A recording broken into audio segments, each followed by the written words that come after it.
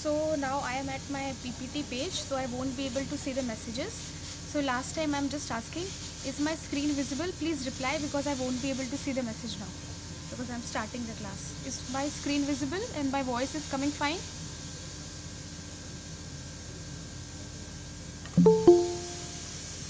Is it coming fine? My voice?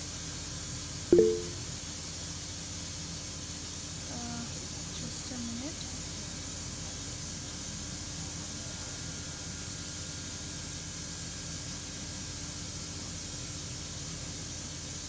Just let me know, yes or no, is my voice coming fine or not?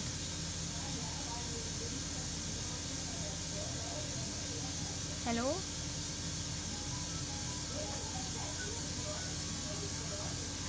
Can you hear my voice?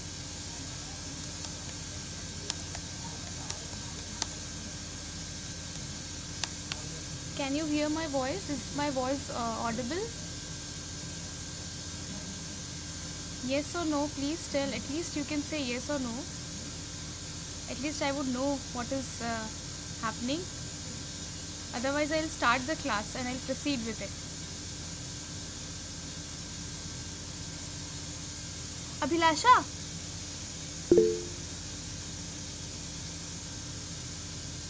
Okay, so Kanchana is saying that okay, my voice is coming fine. Then I'll start with the class. अभिलाषा एक बार वो link join करके देखो मेरी voice आ रही है कि नहीं.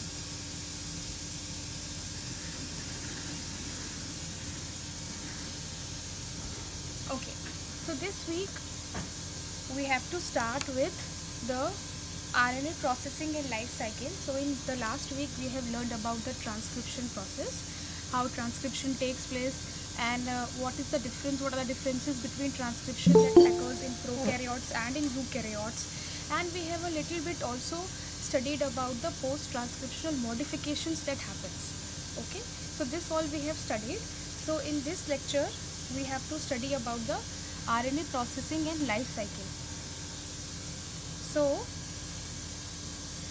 there are 3 lectures for this week.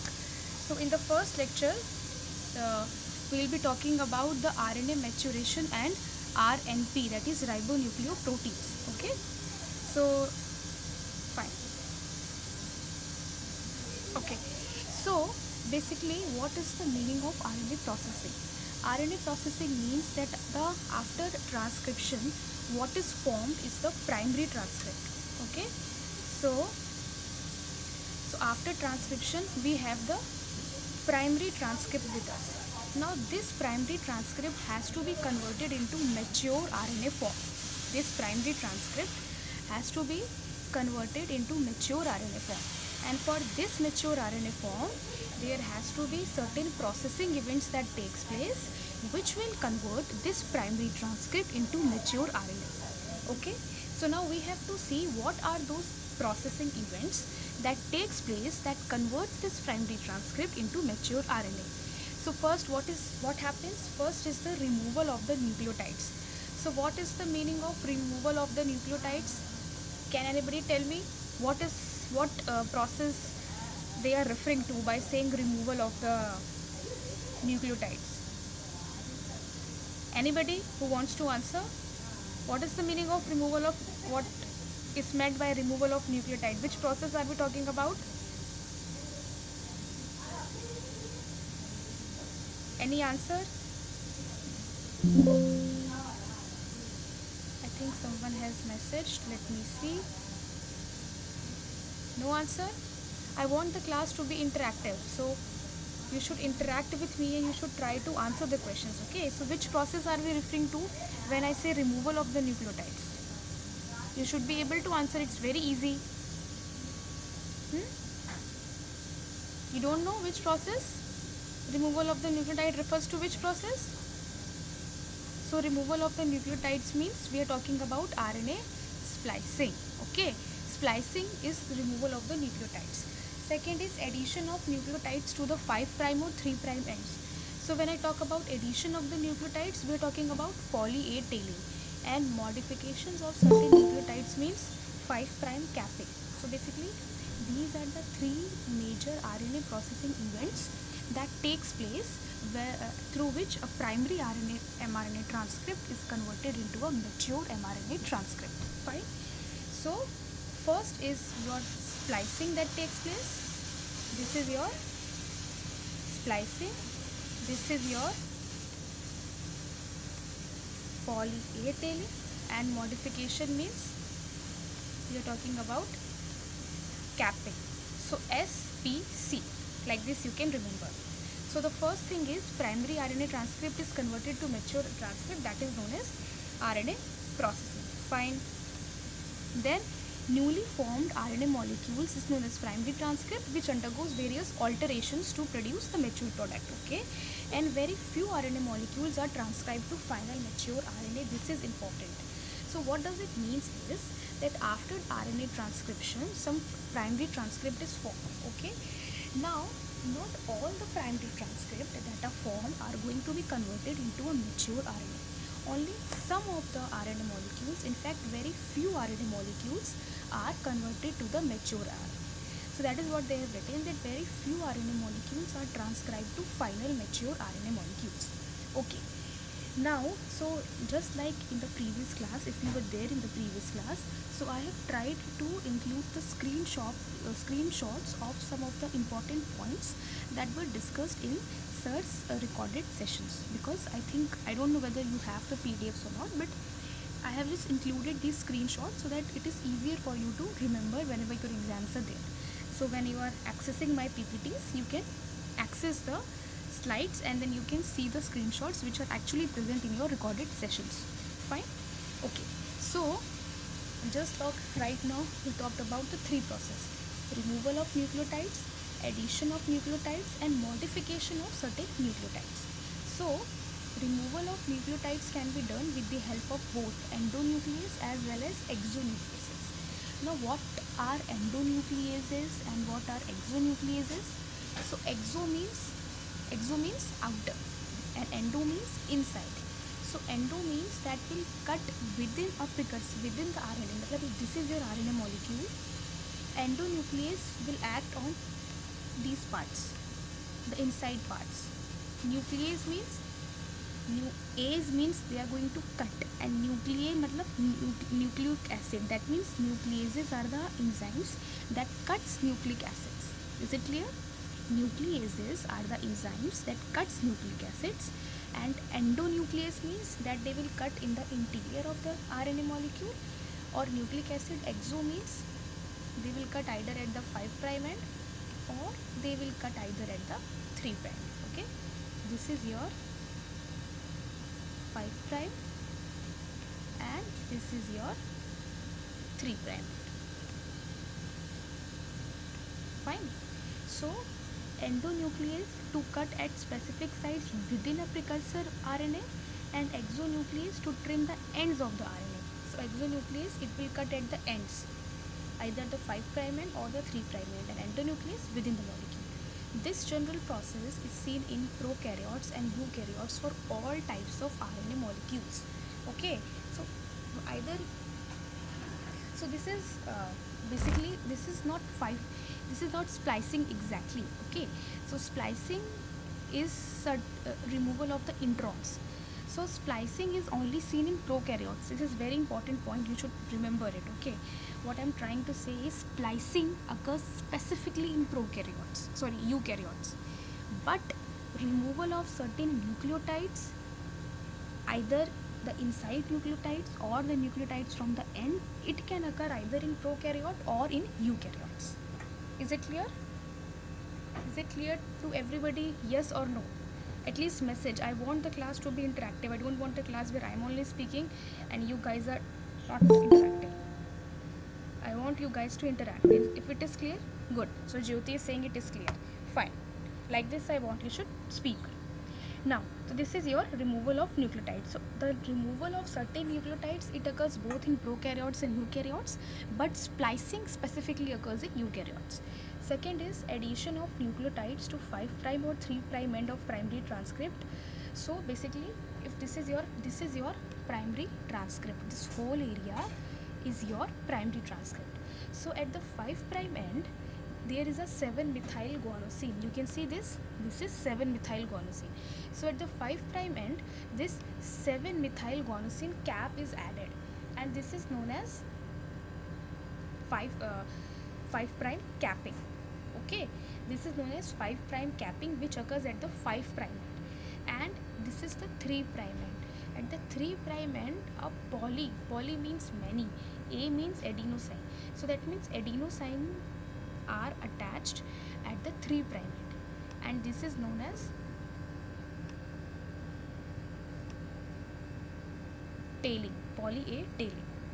Then second is modification of certain nucleotides on either of the base or the sugar moieties. So that means certain uh, nucleotides, what happens, methyl group is added.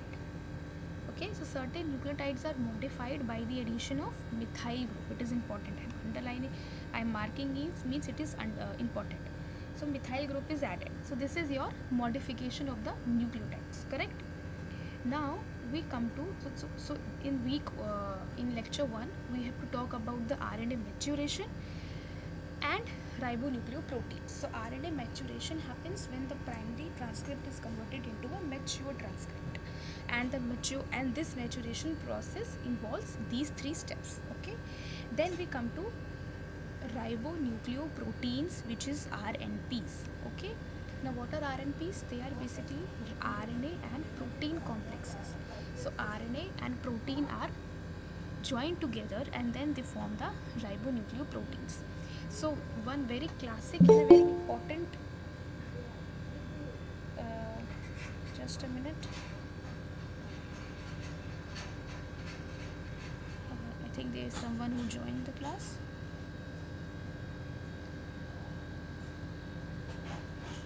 Okay, fine. So one classic example of ribonucleoproteins are the ribosomes. Okay, so I'll just put it on this. See, so I think we all know about this, but just to, it's just like a revision kind of a thing. So you see, ribosomes are made up of 2 subunits. Okay, and these 2 subunits are different in the case of prokaryotes and in the case of eukaryotes. Fine. This is a prokaryotic ribosome structure, and this is a eukaryotic ribosome structure. So prokaryotic ribosome is a 70S ribosome, whereas eukaryotic ribosome is an 80S ribosome. Now this 70S has, so ribosome has a larger subunit and a smaller subunit. Okay, so if I talk about ribosomes, it has a larger subunit and it has a smaller subunit. So here the larger subunit is 50S and the smaller subunit is 30S. Okay, this is your smaller subunit. So prokaryotic ribosome is 70S, and 50S and 30S are the 2 subunits. Eukaryotic ribosome is 80S, and the 2 subunits are 60 and 40S. These subunits defines the sedimentation coefficient, and they are not additive. Remember this. Otherwise you can say, ma'am, 70S 50 plus 30, it becomes excuse me, just a minute. Okay, yeah, so I was saying that these sedimentation, the 50S and 30S, it represents the sedimentation coefficient. That is why S is written. This S defines the sedimentation coefficient. Okay, so 50S and 30S are not additive, otherwise it should be 80S, but because they are sediment coefficient, therefore it is 70S. Similarly here also the eukaryotic ribosome, has 2 subunits, 60S and 40S, which are additive. Are they additive? No, because otherwise it should be 100S, but this S is representing sedimentation. So these ribonucleoproteins, through the course of evolution, play very important roles in number of uh, processes. I'm sorry if you're hearing some noises, because I'm in lab right now, because this timing is, I think everybody must have classes, but we didn't have any other option. That's why I had to choose this timing. So if you are hearing some noises, I'm sorry, but I think for just it is just for one time that you have to adjust. Fine. So now ribosomes play important role in which process? Can anybody tell me in which process ribosome plays an important role? What is the use of ribosome in molecular biology? Protein synthesis. Ma'am. Protein synthesis. Okay, so that means this RNA molecules have enzymatic activity which play important role in protein synthesis also, which play important role in splicing also, which play important role in a lot number of post translational and as well as post transcriptional modifications. Fine. Now we come to the next slide. Yeah. Now, since in this particular lecture we are talking about processing, RNA processing. So, RNA is not just mRNA, okay? RNA can be your rRNA, tRNA, mRNA. So, up till now, what we have studied here, this processing was actually the processing of mRNA molecule, okay? So, messenger RNA, because these are the RNAs which are going to translate the information to proteins. So, they are basically why they are called as messenger RNA. Just a minute, someone has joined. Yeah. So why they are called as messenger RNAs? Because they act as a messenger. They transmits or connects between DNA and protein. So they transmits the signal of the DNA to the protein. So they act as messenger. That is why they are known as messenger RNA. Then next RNA is, so we have studied about the processing of messenger RNA. Then we come to transfer RNA. Now why they are known as transfer RNA? Because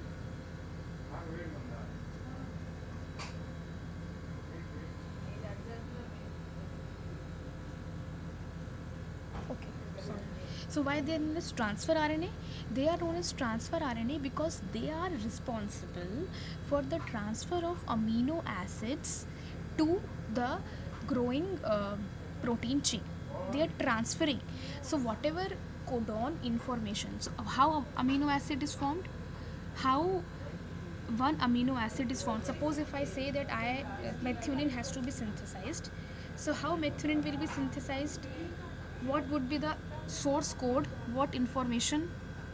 Can anybody tell me?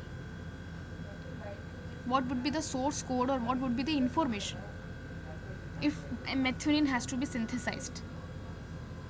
What information we need so that the the process known that only methionine has to be synthesized and not arginine or not any other amino acid?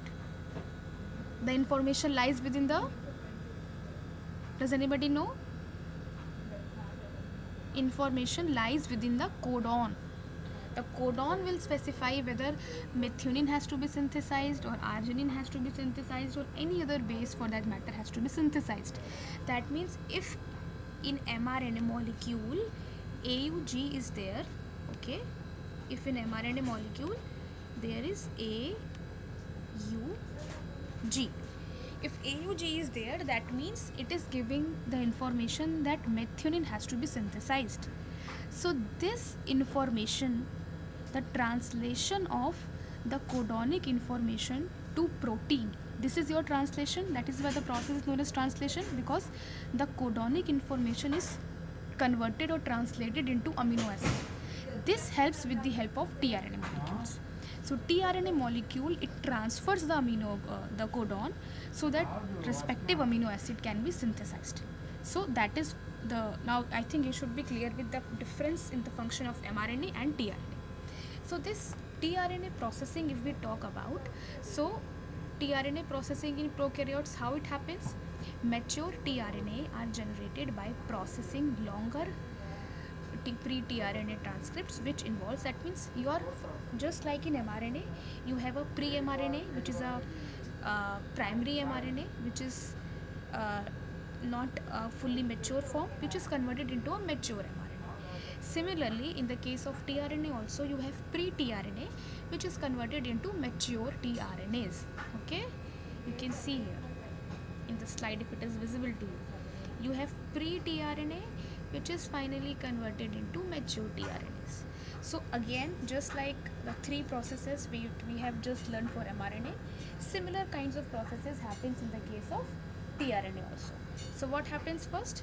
First, exo and endonucleate nucleatic cleavage occurs. Now here, in the case of mRNA, you have endonuclease and exonuclease. That means these are enzymes.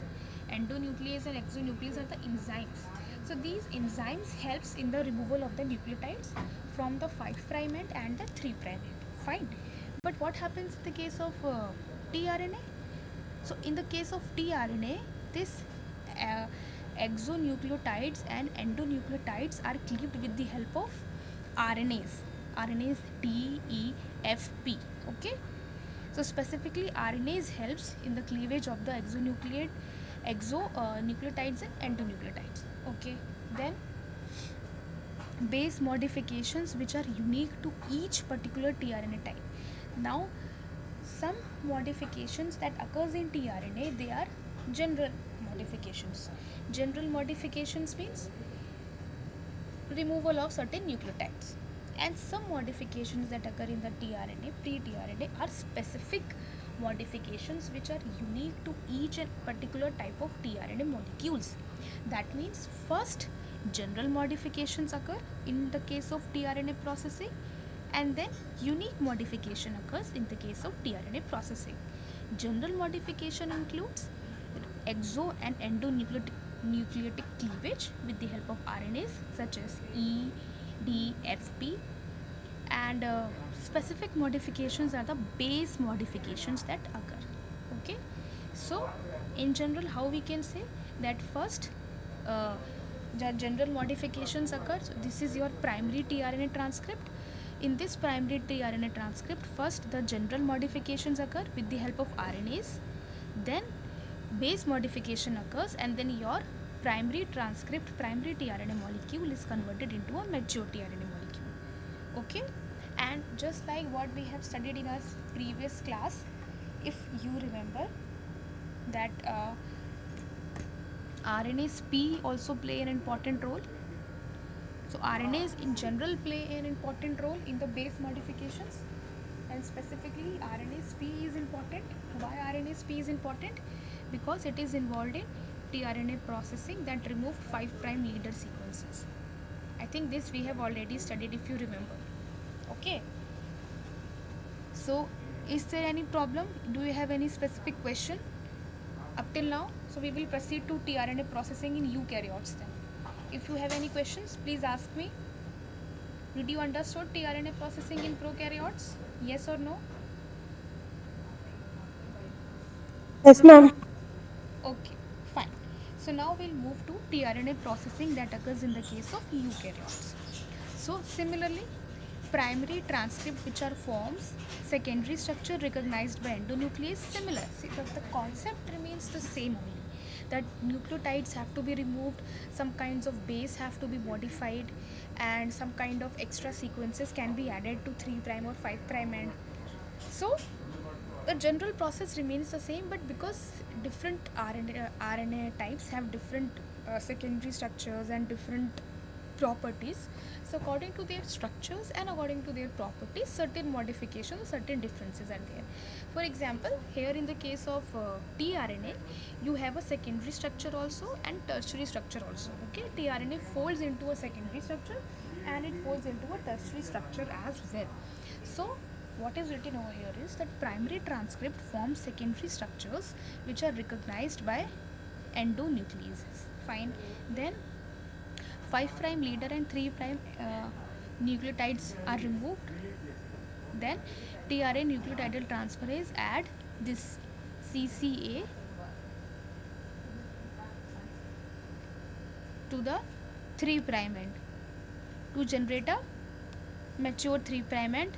So basically what is happening, some uh, sequences are getting removed, like 5' leader sequence and 3' extra nucleotides are removed. So first the removal of the nucleotides, and then at the 3' end, just like in mRNA, there is poly A tail, that means adenosine is added, but in the case of tRNA at the 3' end, CCA is added.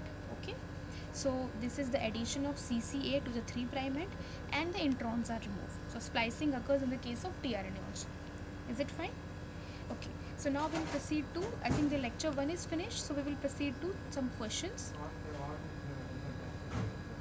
So first question is, which of the following statement is not true regarding transcription that occurs in the case of eukaryotes? Okay. So you have to select the incorrect statement.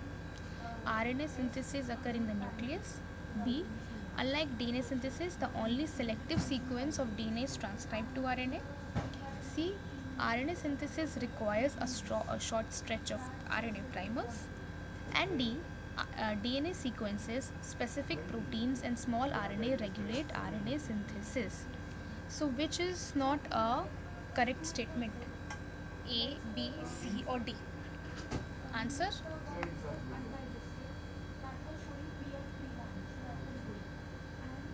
Jyoti has said C is the correct option. Okay. Any other answers? Other students should also participate. Write in the message box, otherwise randomly I'll pick anybody and I'll ask. Should I do like this? Okay, so I'll pick someone and then I'll ask. Okay, let me see who all are there. Mm,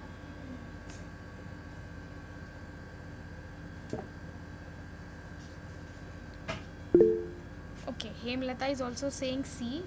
Teja Shri, would you like to answer? Teja Shri, what do you think is the answer? Would you like to answer? No? Okay. So, the correct answer is C, because we have studied in the very first class only. So, good job who has answered. I think Hemlata and Jyoti. So, they both have answered it correctly. C. C is the correct answer. Why? Because in the very first class we have studied that RNA has catalytic properties. That means the one when we studied about the evolution, that how species, like how earth originated and how life was created on earth, in that very first class we talked about that it was one of the reasons why RNA was chosen as a genetic material, because it has the property of catalytic properties. Okay, it has catalytic properties. That means RNA does not require some initiation material to start the synthesis. Just like DNA, RNA does not need any initiation material. DNA needs primers, but in the case of RNA, we don't need primers. And that is a special property of RNA. So answer C is the correct answer. Okay. Next question is, I think, I don't know whether you know about it or not, but it is important for you to know. RNA polymerase is a multi-subunit enzyme that recognizes a consensus nucleotide sequence, promoter region. This is something which we have already learned in the last class. So, this sequence TATA-AT, it is also known as, so this is a sequence within the promoter region which is recognized by RNA polymerase. Okay, this sequence is recognized by RNA polymerase. RNA pol. So what this sequence is known as with other names also. So what is the other name of this sequence? Enhancer box, Pribnow box, transcription unit, or none of the above. So do you know the answer? Try to answer it. Even if you don't know, try to uh, negate the possibilities that cannot be there. Try to answer the question.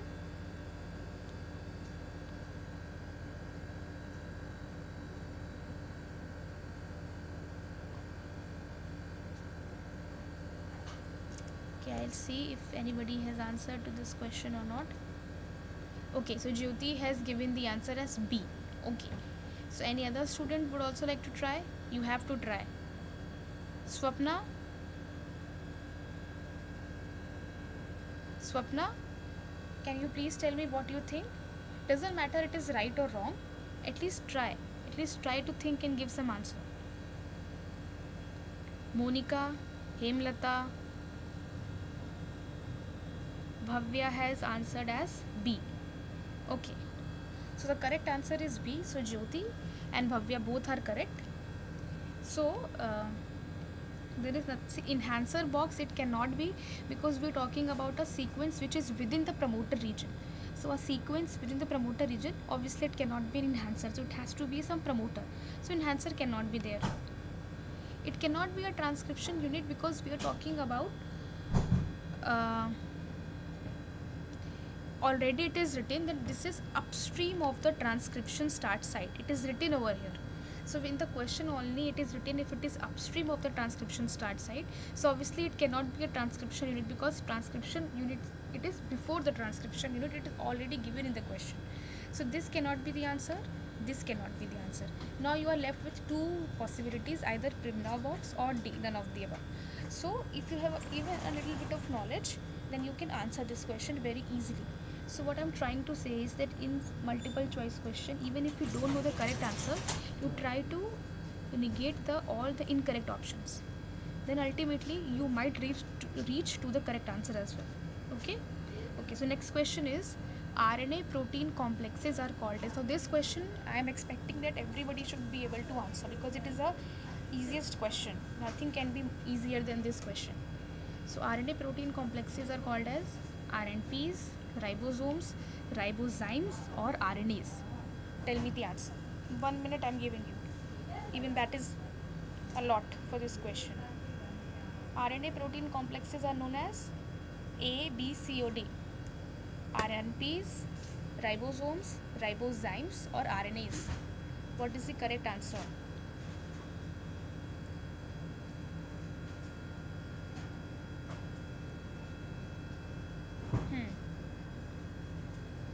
Nobody is answering this question.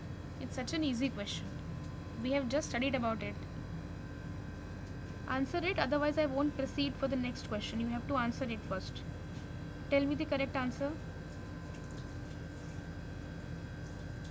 Anybody who wants to try? Let me see who all are there.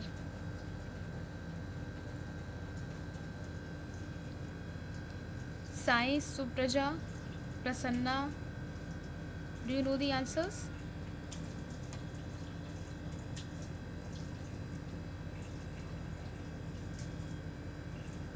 Nobody knows the answer of this question?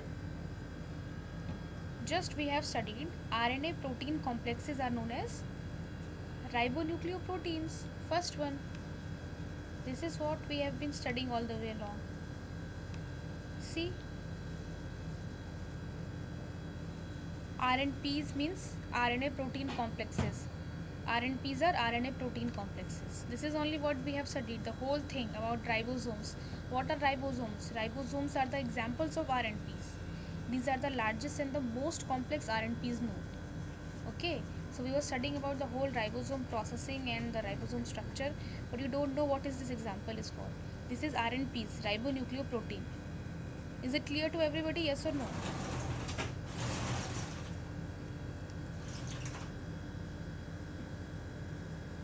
Okay, chalo. So Hemlata has answered as A. Chandana has answered as B. Yeah, I mean Chandana, it is okay. So we are here. Chandana has answered that RNA protein complexes. So RNA protein complexes are called as RNPs, and RNA ribosomes is an example. So either way, ribosome is also correct, but it is an example of RNP. The definition of RNA protein complex is ribonucleoproteins. Okay. So sometimes like this question comes in MCQs, which are very confusing. You may think that there are more than one correct answer, then you have to specifically look to the question and think what can be the correct one. Okay, next question is RNA transcription occurs in 3' to 5' direction, true or false? We have studied this in our last class when we were studying about RNA transcription. You should be able to answer this. Tell me, RNA synthesis occurs in which direction? False. So Jyoti has answered is false. Okay. Other students, Monica. I think there are two Jyotis. Okay. So Anuya has also answered false. Sai has also answered false. Okay. Both the Jyotis have answered it false. Okay, so false. B is the correct answer. So any kind of nucleic acid synthesis, whether it is a DNA synthesis or we're talking about RNA transcription, it occurs in 5 prime to 3 prime direction only. Okay, nothing happens in 3 prime to 5 prime direction. So the correct answer is B, false. Good. Swarna has also answered. Chandana has also answered. Hemlata has also answered. Okay, so Sai, Supraja, so everybody has answered it correctly. Good. Now we come to lecture number 2. So up till now we have studied about what? We have studied in our lecture 1. We have studied about RNA maturation and ribonucleoprotein. So we have seen that how after transcription the primary transcript is converted into mature RNA. So for RNA maturation we have studied about mRNAs and tRNAs. In mRNAs we have studied that nucleotides have to be removed, some additional nucleotides can be added to 5 prime or 3 prime directions, and some bases are modified. Similarly, for the case of tRNAs, we have studied the processing events that takes place in prokaryotes and eukaryotes, and we have also seen one example of ribonucleoproteins, that is ribosomes. Now we'll come to lecture number 2. Let's see what is there in lecture number 2. Yeah. So in lecture number 2, we'll be talking about RNA splicing. Okay. So can anybody tell me the basic definition of RNA splicing? Whatever information you know about RNA splicing, can anybody tell me what do we mean by RNA splicing? Any basic information is okay for me. What do you mean by RNA splicing? So Jyoti has answered removal of introns. Correct.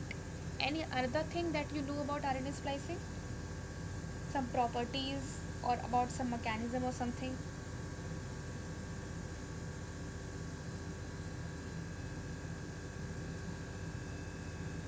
Do we have any information? No? Okay, fine. It's fine. We'll study about it anyways. So, RNA splicing is a process that occurs specifically in the case of eukaryotes. In the case of prokaryotes, RNA splicing does not take place. Why you think in the case of prokaryotes, RNA splicing does not occur? What can be the reason behind it? Why RNA splicing does not happen in the case of prokaryotes? Yes, so Jyoti has answered joining of exons. Yeah. Yeah, tell me. Jyoti, you were about to answer. Tell. Because they don't have introns, ma'am. Only exons present. Yeah, Non-coding correct. sequences. Correct. Absolutely correct. So, splicing means removal of intronic sequences. But, just a minute. Ha. Splicing means removal of intronic sequences. But prokaryotes does not have introns. So then, what is the use of having a process such as RNA splicing when there are no introns in itself? So that's why in prokaryotes, RNA splicing does not happen because they do not have introns. Their genome is smaller, they don't have much of repetitive sequences, and they do not have the intronic regions as well. So that is what it is written, that in bacteria no processing of mRNA occurs, and because there is no processing occurs, there is rapid degradation at the 5 prime end. So basically, apart from RNA splicing, we know that in eukaryotes 5 prime capping also occurs. So this 5 prime capping actually helps in protecting the 5 prime region from the action of exonuclease. Okay, so exonuclease cannot act because at the 5 prime end there is a cap, 7 methyl guanosine cap is there. But as in the case of bacteria, there is no 5 prime capping also that occurs. So in bacteria there is no 5 prime capping, no poly A tailing, no RNA splicing, nothing happens. So because there is no 5 prime cap at the 5 prime region of the bacteria, that is why they are prone to rapid degradation. Okay, and that is the reason why transcription and translation happens simultaneously in the case of prokaryotes, because as soon as the mRNA is getting transcribed, I think we have already studied this in the previous class, but I'm just again repeating it for your convenience, that as the mRNA is synthesized, immediately a ribosomes also gets attached to it, and simultaneously protein is also getting synthesized. So when ribosomes are attached to that pre-mRNA molecule or the mRNA molecule, it kind of prevents it from degradation process, because there is no as such processing that happens after transcription in the case of bacteria. Okay, now coming back to RNA splicing. So in eukaryotes, so we have also studied in the previous class that in the case of prokaryotes there is only one RNA polymerase. Okay, but in the case of eukaryotes there are 5 different kinds of RNA polymerase. RNA polymerase 1, 2, 3, 4, 5, from which RNA polymerase 2 RNA polymerase 2 is the major RNA polymerase, is the RNA polymerase that is required for the production of mRNA molecules. So mRNA molecules are produced with the help of RNA polymerase 2. Okay.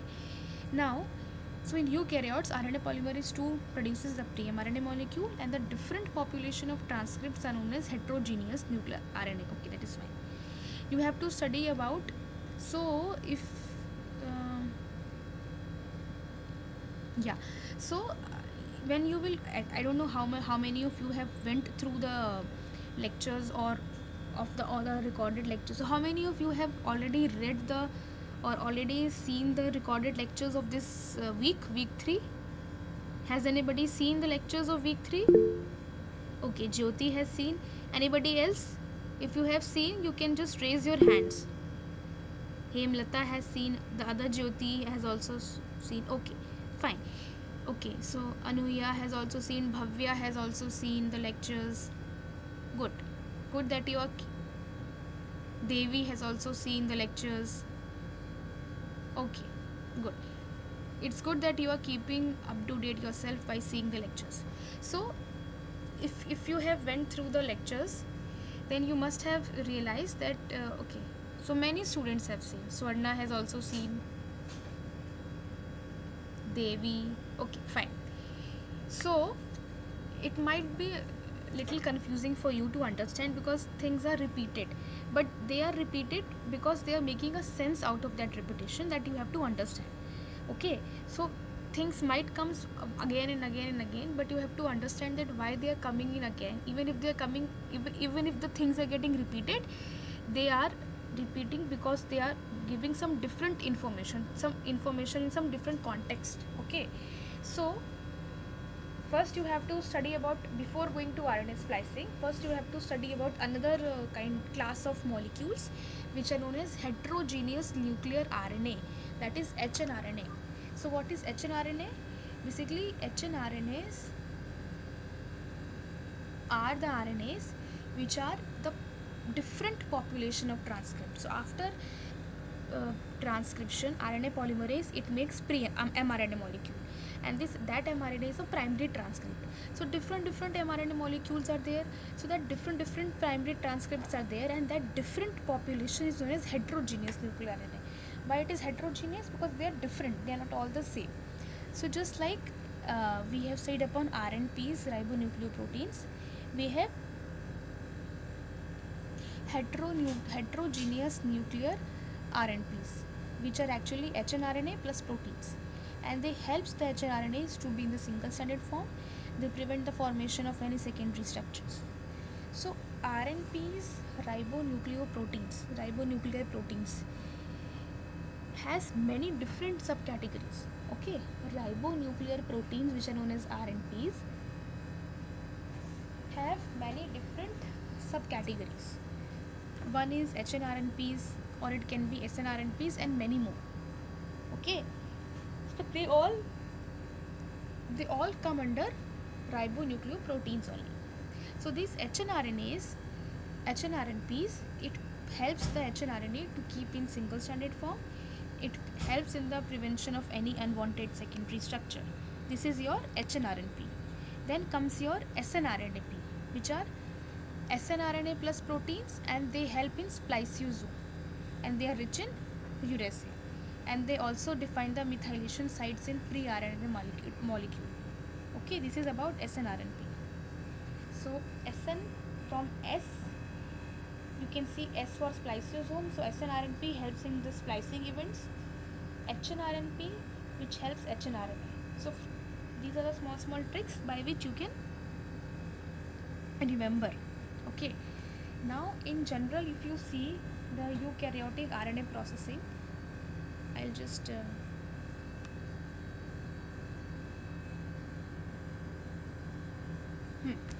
see. So as we talked about that in the case of prokaryotes, there are no intronic sequences, only exons are there in the case of prokaryotes.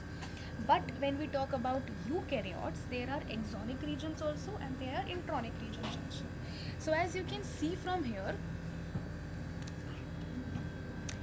this is the intron, these are the exons. These which I am marking, these are the intronic regions. Okay, and these regions are the exonic regions. This is the termination site where the termination takes place and your poly A tail is added before the termination site. Okay, this is your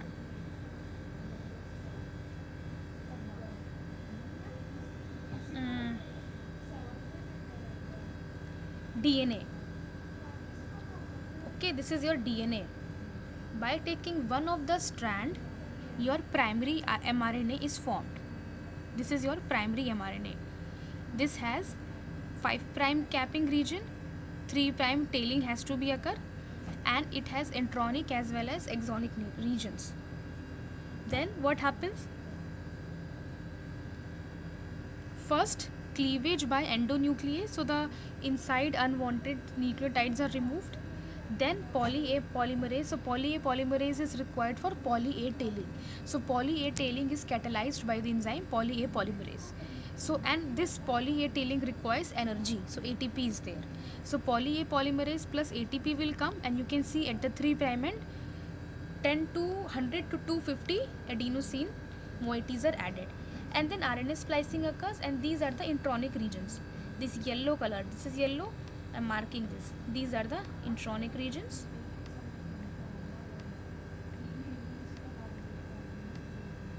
So these intronic regions are removed, and now what we have is an exonic region which has 5' capping and tailing also. So we talked about SN, we are talking about splicing here. Okay, we are going to there is just a minute. That's why I cannot come into slideshow mode, because I have to always switch back. Someone has joined, just a minute. Okay, fine.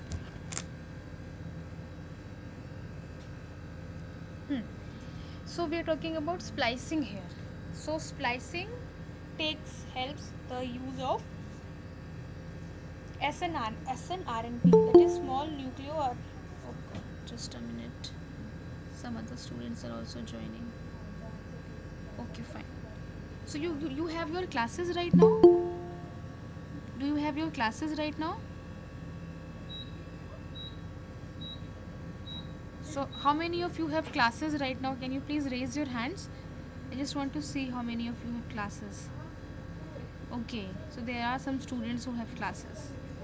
Fine, this is just for 1 week, this week. From other next week onwards, we will have our same regular timing, that is Tuesdays 7 to 9. I think that is much more comfortable for you, because by that time your classes would also be over. This is just for once. uh, just hold on for a second.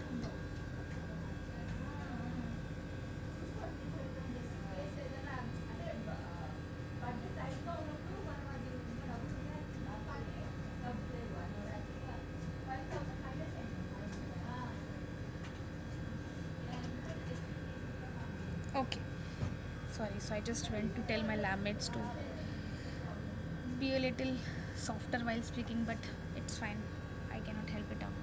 Anyways, so now we're talking about SNRP. So these are small nuclear nuclear proteins which helps in the process of splicing. So they are also synthesized in the nucleus with the help of RNA polymerase, and they also have a 5' cap.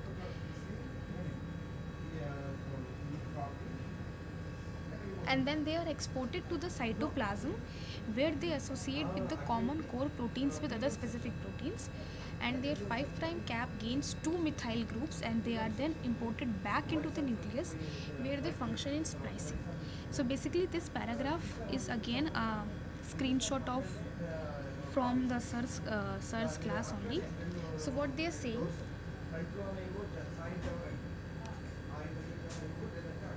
this is your SNRNP, ठीक है, this is your 5 prime, this is your 3 prime. So in the 5 prime they have a cap. Okay, someone has joined, just a minute. Okay, so what happens, this is synthesized, this whole 5 prime cap, this is synthesized in the nucleus. Now this goes to the cytoplasm. Okay, now what happens in the cytoplasm, this 5 prime cap gets two methyl groups.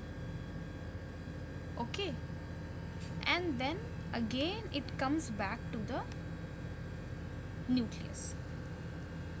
Is it clear to everybody what I'm trying to tell you? That when this SNRP is synthesized, after the synthesis, where SNRP is synthesized in the nucleus, so in the nucleus it has a 5 prime cap. So with the 5 prime cap, it comes out of the nucleus and it goes into the cytoplasm. In the cytoplasm, it gains two methyl group on its 5 prime cap, and after that, that methylated 5 prime cap again goes back to the nucleus, and then again it helps in the process of splicing. So all the post transcriptional modifications that happens, okay, post transcriptional modifications I'm talking about, these post transcriptional modifications happens inside the nucleus. Always remember, splicing occurs, sorry, transcription occurs inside the nucleus, and post transcriptional modifications also occurs inside the nucleus. And after the mature mRNA is formed, then only it comes out of the nucleus and it goes to the cytoplasm, where translation occurs. Okay, so it is not like that pre-mRNA which is formed, or the primary transcript, it comes out in the cytoplasm, and in the cytoplasm again some modifications occurs and then translation takes place. It is not like that. So transcription and post-transcriptional modification both happens inside the nucleus. Okay, now here is just a basic example of splicing and polyadenylation, like how it happens. So you see over here, this is B is for your splicing. B represents your splicing, and this A is for polyadenylation. So you see, this is your exon number 1, this is your exon number 2, and in between there is this big intronic region is there. Okay, this is your intronic region. So every intronic region has two splice sites. One is the 5 prime splice site and another is a 3 prime splice site. And every intronic region has, in the center there is a branch point sequence. Okay, so basically this diagrams, both A and B, it represents the sequential information. That means the sequences that are present during polyadenylation and during splicing. So the arrangement of your mRNA for splicing is like this, the B portion, and the arrangement of mRNA for polyadenylation is like this, like in the A portion. So for the intron to get cleaved, there has to be a 5 prime splice site. It is between GU, you can see 5 prime splice site and a 3 prime splice site, and there is a branch point sequence. For polyadenylation, I think someone has joined, but just wait for 2 minutes. For polyadenylation, you can see this is, first is your GU rich region is there, then this is your polyadenylation site, this is cleavage site, this is signal. So what happens, poly A polymerase, just a minute, I think someone has joined. I'll just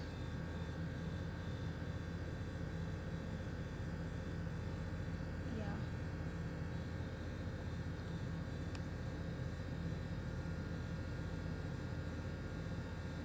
Okay. Yeah. So Swarna and Prishila, so you have raised your hands. So was it because of for the last earlier question, or you have some query? If you have any problem, you can ask. Okay, Prashila, you have some query, or you raised it because I asked you that time? Okay, fine. It's fine.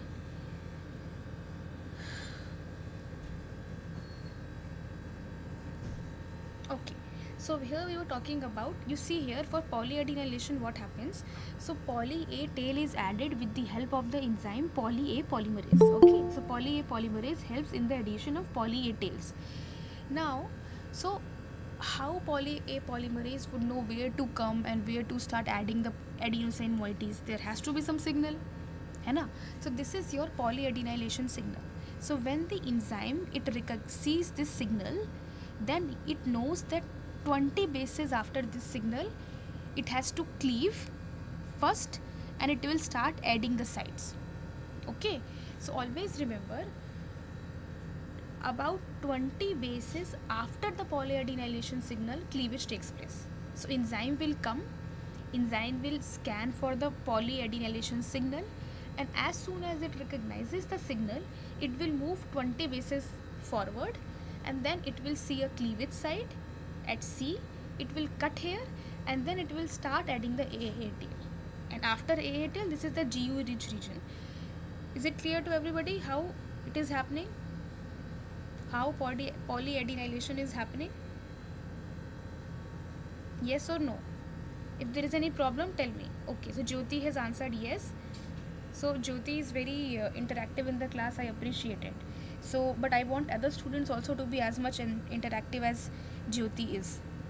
Okay, fine. So you can see there is a polyadenylation signal. Enzyme will recognize this signal, it will move 20 bases forward, it will recognize the cleavage site, it will cleave it, and it will add the poly A tail. This is for polyadenylation.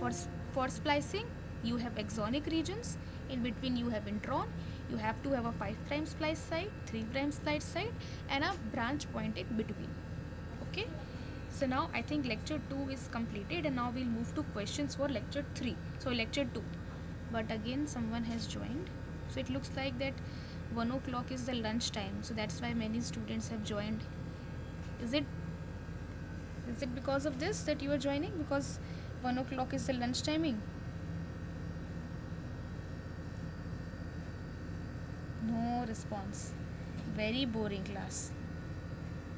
Anyways, okay, so now we'll come to questions, and I want response in the questions at least. So the first question is, which of the following is not the step of mRNA processing? 5' capping, splicing of introns, polyadenylation, or RNA silencing? What is the answer?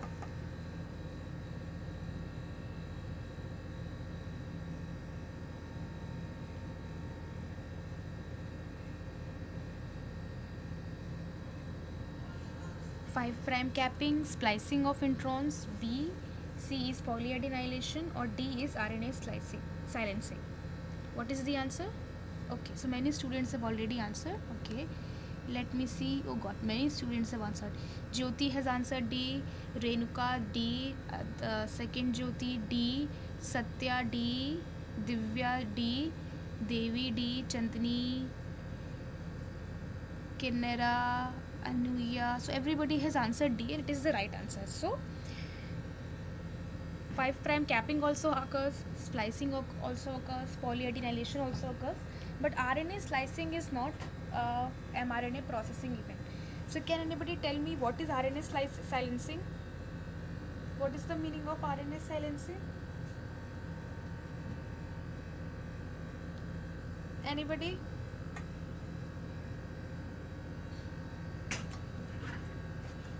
Do you have any idea about what RNA silencing means? At least you can guess from the name itself, you can guess something.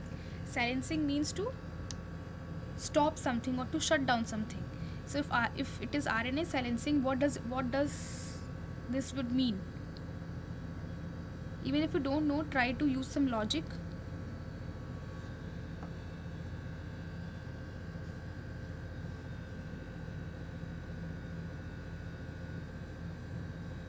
Nobody?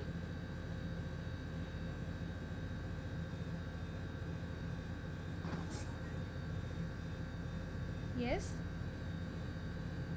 Somebody wanted to answer?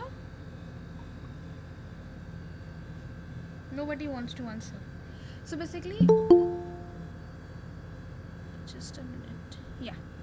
So basically, RNA silencing means, so there is a phenomena which is known.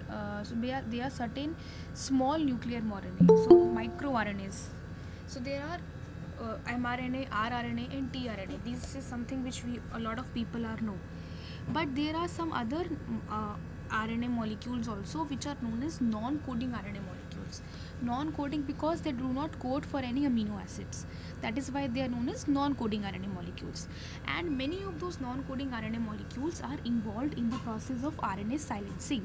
That is, they help in inhibiting the function of a particular RNA molecule, which we also called as RNA interference. I don't know if you don't know about this phenomena or not, RNA interference. We might be studying in our subsequent classes also. So RNA silencing is a completely different phenomena which is governed with the help of non-coding RNA molecules. So it is not a kind of post-transcription modification that occurs. That is a altogether different kind of process that occurs inside the cell. Okay, so that is why the answer is D. Okay, next question is, which of the following RNA serves the regulatory functions including splicing and gene silencing? mRNA, tRNA, rRNA, or small nuclear RNA, snRNA? What is the answer? Think about the answer.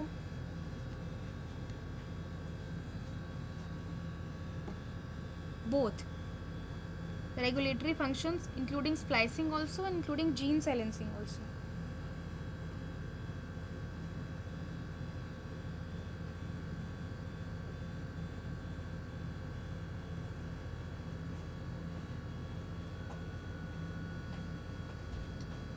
Okay, I see snRNA.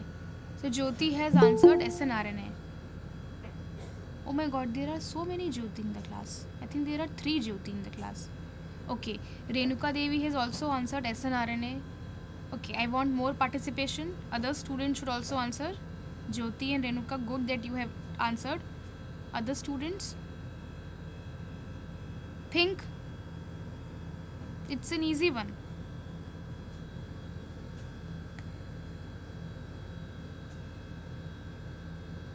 No? Okay, Chandni has also answered snRNA. Fine. So the answer is correct answer. Satya Shri has also answered snRNA. Okay, so the correct answer is snRNA only.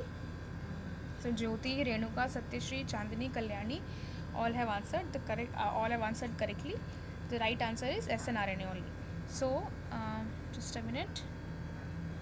Yeah, so that means that small nuclear RNA are the RNAs which are non-coding RNA molecules. They are small RNA molecules and they are involved in both. They are involved in splicing also, and they are also involved in gene silencing also. See, even if you don't know the answer, the other 3 options are completely different. mRNA, they are not involved in splicing because mRNA is only getting spliced. tRNA, they are also not involved in silencing because they are only getting spliced. rRNA, they are ribosomal RNA, they are involved in completely different function. They are involved in ribosomes, they are involved in translation process and protein synthesis also. So what is left with us? Small nuclear RNA. So if 3 are completely incorrect, then D can only be the correct option. So again I am saying, if you don't know the answer, if you don't know the correct option, try to exclude all the other possibilities. Try to think and see that all the other options whether they can be the correct ones or not. Exclude the negative ones. Okay, next question is, which post transcription event occur first to an RNA? Termination, adenylation, capping, or looping? Post transcription event.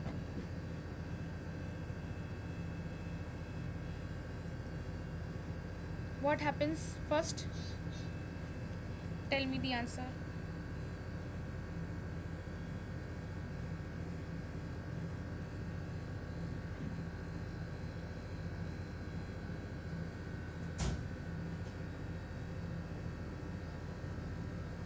One minute.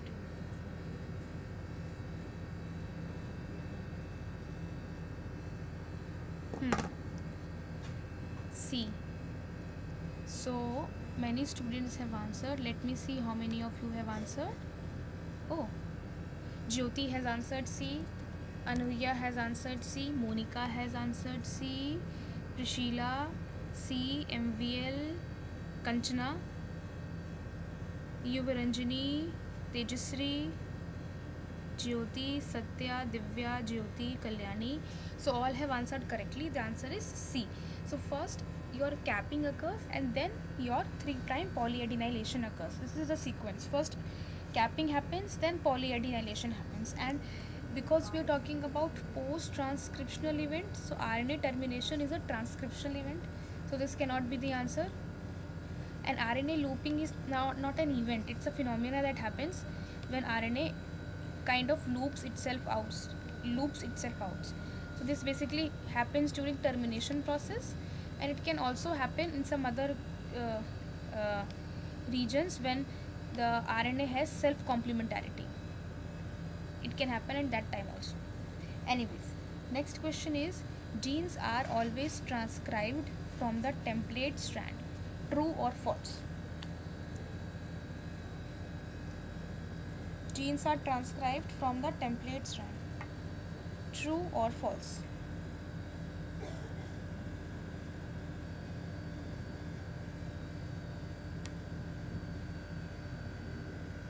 Okay.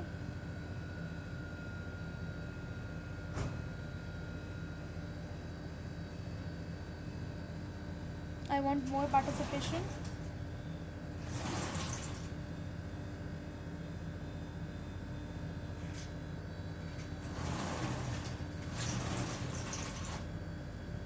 So many students have answered. Let me see.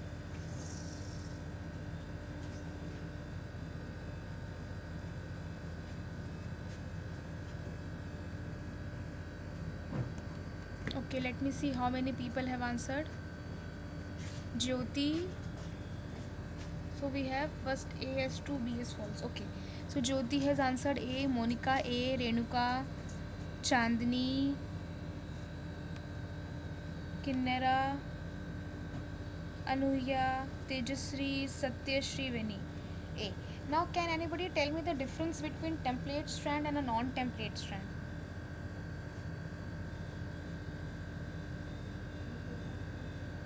What is the difference between a template strand and non-template strand in context of RNA transcription?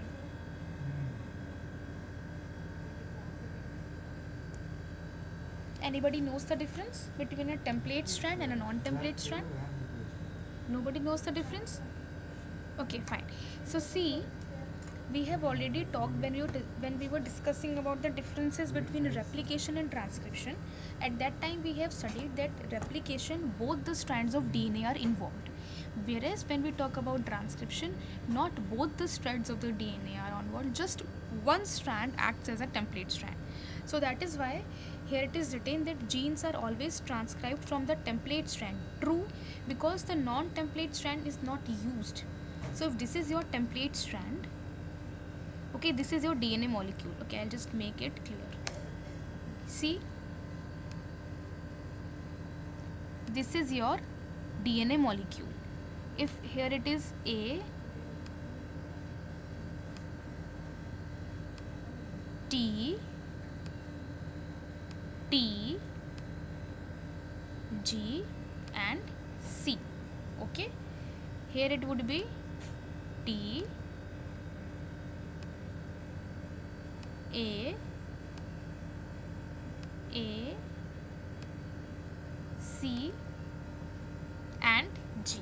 Okay, now this particular strand is taking participation in the formation of mRNA molecule. So this is your template strand. Okay, this is your template strand. So now the mRNA which is formed, what would be the sequence of the mRNA? A, U, U, G, C. This is your mRNA. Is it clear to everybody?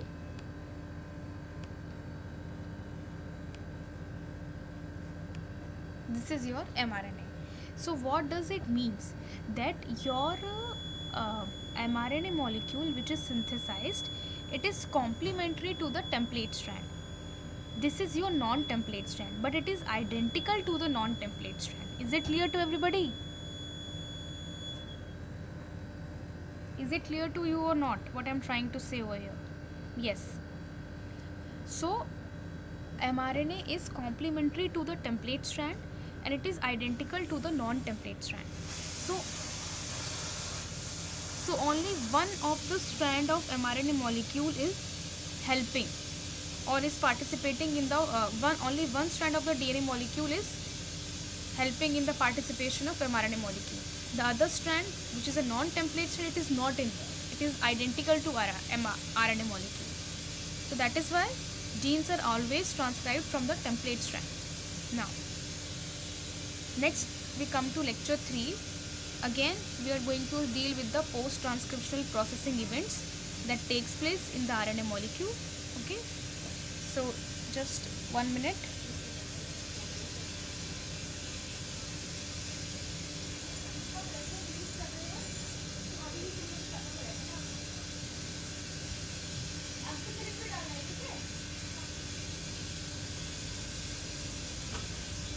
Okay, fine.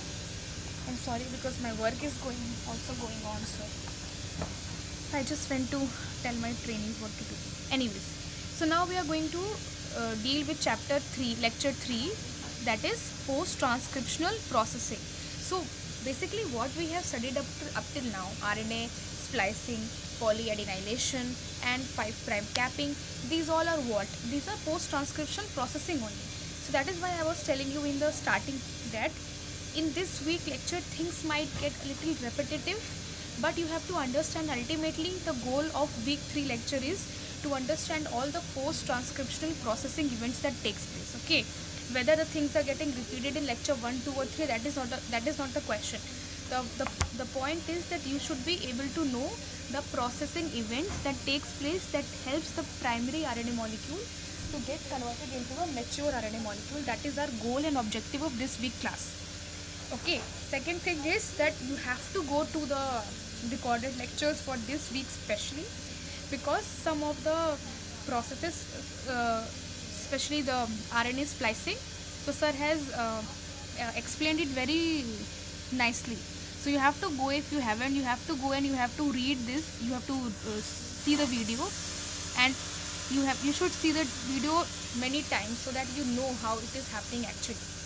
Now, as we talked about, we are going to talk about splicing. So I told you now that in splicing there is exon number 1, there is exon number 2, and this is your intronic sequence. There is a branch site, there is a 5' splice site, and there is a 3' splice site. So you should always remember, it is an important question, it is conserved also. The sequence of the splice site is conserved. The sequence of the splice site is GUAG. GUAG. शाव्या, अभी देना मत. हाँ, note का हाँ, लेकिन अभी देना मत, उसको स्कैन करना होगा. हाँ. So GUAG are the 5' splice site and 3' splice site regions. So the sequence GUAG is conserved. So whenever we talk about what is the sequence of the branch point, it is GUAG. And there is one other AUAC or something you can read in the textbook anyways. So what happens is that this intronic sequence, first what happens, there is a cut at this branch. Okay, so when this cut happens, this will come out and it will form this kind of a structure, and this structure is known as a lariat structure. This structure is known as a lariat structure. Okay, this is a lariat structure. And in second step what happens? Second cut occurs here, and this exactly will loop out. Lariat structure is looped out, and the two axons are ligated together. Is it clear to everybody or not? Yes or no? How the intronic sequence is getting spliced? Is it clear to you or not? First, there are two splice sites. First is your 5' splice site, second is your 3' splice site. This 5' splice site, the sequence is GU, 3' splice site sequence is AG. So 5' means this is 5' and this is 3'. So first cut happens at the 5' splice site, and then this will come, it will fold to itself, it will form a lariat structure, and then again cut occurs at the 3' splice site, and then this lariat structure is basically your intronic sequence. It is removed and the two axons are ligated together. Okay, this is how splicing happens, and the intronic sequence is removed and the two axons are joined together. Now you can see over here, this is the branch site. So what is the meaning of branch site? So basically when your this thing, your intron is removed, then it, you can see here it is getting bind at a certain region. This region where it is getting joined, this is the branch site. So from here it is, when it get removed, it will go, it will bind to this point.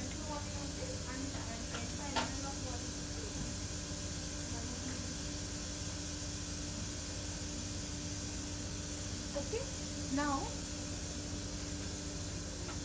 when we talk about spliciosome, so spliciosome is a complex, and this spliciosome complex is made up of many snRNA and many snRNPs. What are snRNA? Small nuclear RNAs. And what is snRNP? Small nuclear ribonucleoproteins. What are the different snRNPs? snRNAs, you can see U1, U2, this is U6, U5A. So what happens? This is your intron exonic region. U1 and U2 will come. U1 will go and bind to GU. U2 will go and bind to this branch site. Is it clear? U1 is going and it is binding to the 5' splice site, and U2 comes, it binds to the branch point. Then this complex U4 U5 complex will also come, and they will overall they will assemble each other, and lariat structure is formed. So you don't have to go into this much detail, you just have to remember the sequence of GUAG. Then you have to remember that when first cut occurs at 5' splice site, it itself goes and it gets attached to the branch point, lariat structure is formed, and then your add cut happens at the 3' splice site. Then spliciosome complex, this is the spliciosome complex, and there are many sub molecules, and there are many molecules that happens in the that are present in the spliciosome complex. Now if RNA does not have a cap, then it refuses to participate in the splicing reaction. That is why it is important. We have studied that the first post transcriptional modification that occurs is 5' capping. Always remember this. The first post transcriptional event that happens, that is your 5' capping. So if 5' capping is not there, then it refuses to participate in the splicing reaction. That means splicing reaction will not take place if 5' capping is not there. Any doubts? Please ask me. Any doubts?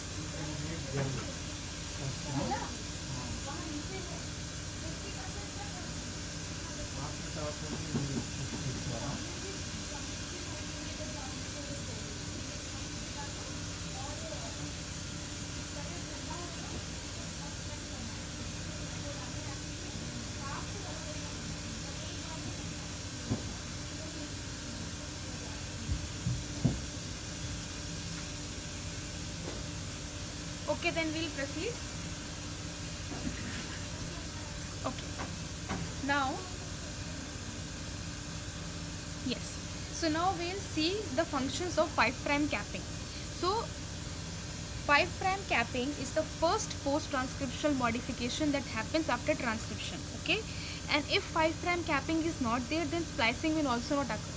So 5' capping serves as a signal which helps in the continuation of our other post-transcriptional events that happens. So what are the functions of 5' cap? So these two are again the screenshots of the online classes that have you must have went through, and if you have not gone, then you have to go. So 5' cap protects from degradation. What kind of protection it gives us from degradation? So because 5' exonucleases are there, okay, exonucleases are the nucleases that can degrade the uh, mRNA molecule from the 5' end. So it helps in the protection of the exonucleases. It protects from degradation, increasing translational efficiency. So because if 5' cap is there, then it helps in increasing the translation efficiency. It transport to the cytoplasm. So basically the 5' cap also has some signals, okay, some signals that gives us direction to where to go. Just like when we drive, when we go, so we need to have a map to where to go. For example, if I have to go from one place to another, I have to go to a temple or any other place, then I don't know the directions, I will open Google Map, I will get the directions, I will go. That means I need directions to go from one place to another. Similarly, in the cell, within the cell, so when your mature mRNA is formed, that mRNA has to come to the cytoplasm. So it cannot do it by own. It also need a Google map. It also needs some directions. So from where it will get the directions? It will get the directions from the signal molecules that are present in the 5' cap. Okay. So apart from providing protection from degradation, it also helps in the transport because it has some signal sequences. It gives the direction to the mRNA where to go, and then it helps in the splicing of the first exon, as we just talked about, that splicing will not take place if what? Splicing will not take place if 5' cap has not been added. Okay, so it is important modification. Fine. Then we see, is it clear? Are the functions of 5' cap clear to everybody? Yes or no?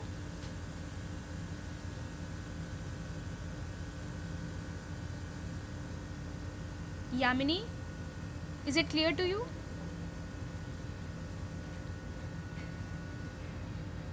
Is it clear to you, Yamini, Devi, Blessy, Bhavya?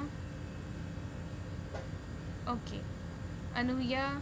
Okay, so I think it is clear to the students. Now let's move.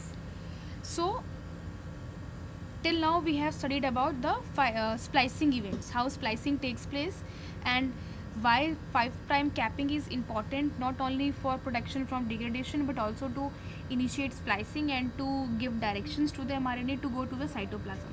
Next we'll see the 3' cleavage and polyadenylation.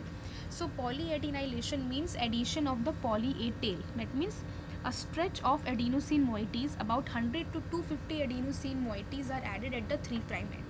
Okay, now this requires a 3' cleavage and then the addition. 3' cleavage and addition, these are the two steps that are required. What does it mean? Just like we have studied in this picture. Where was this picture? See, first there is a polyadenylation signal which is recognized by the enzyme, then it will move 20 bases after it, and then it will, because first it has to cleave so that it can have a sticky end where all other adenosines can be added. So it will cleave here at the C site, and then your poly A tail is added. About 100 to 250 poly A tails are added. Okay, so here we can see from here, yeah, RNA polymerase does not usually terminate at distinct site. Pre-mRNA is cleaved 20 nucleotides downstream of polyadenylation signal, as I told you. Then 250 adenosine monophosphates are then added, and almost all mRNA have poly A tails. Okay, just what I told you. So if you want to remember polyadenylation signal, always remember this diagram. Always remember this diagram. Polyadenylation signal, move 20 bases, cleave and addition. cleavage and addition. First cleavage occurs and then addition of the adenosine moieties occur. Okay, is it clear? There is some message. Is it clear, this polyadenylation, cleavage and addition? Is it clear to students? Okay, fine.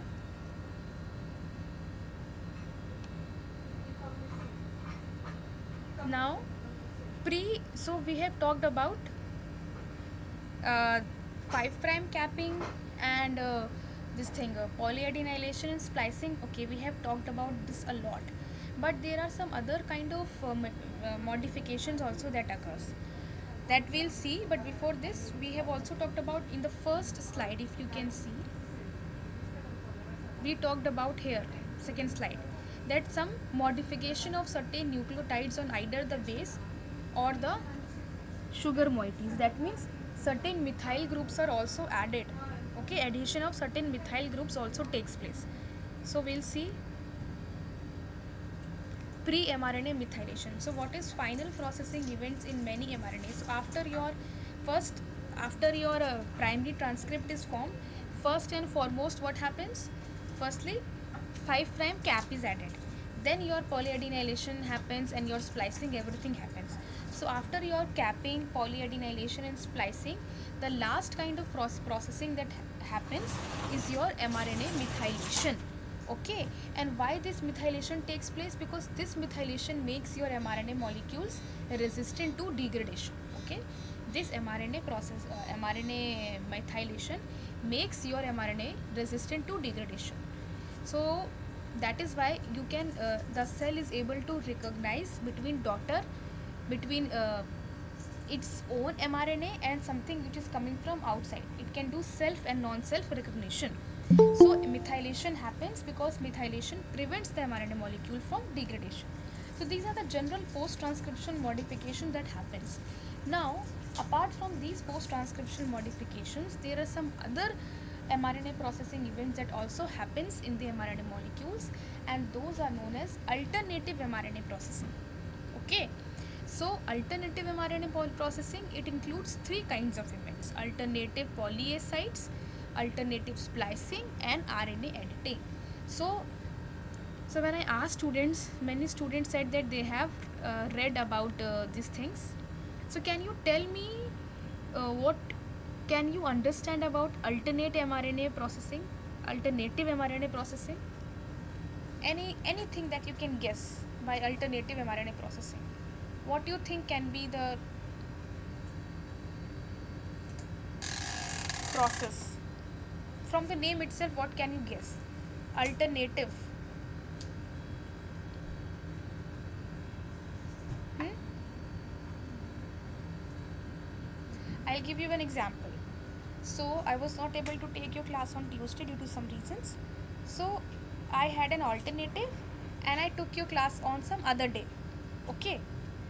Now from this example, can you guess? Somebody was, I think, trying to answer the question. From this example that I gave you, that I had an alternative, that if not on Tuesday, I will take your class on Friday at some other time. This was my alternative that I took. So from that, can you guess what is alternative RNA processing? Anybody who wants to take a wild guess? Think of an basic explanation. Nobody can think anything. Satya, Tejashri, Swapna, Yamini, Jyoti. Can you think of a reason? I'll give you 1 minute. Alternative polyase sites, alternative splicing. That means not the original one, some other. Now I've given you many hints.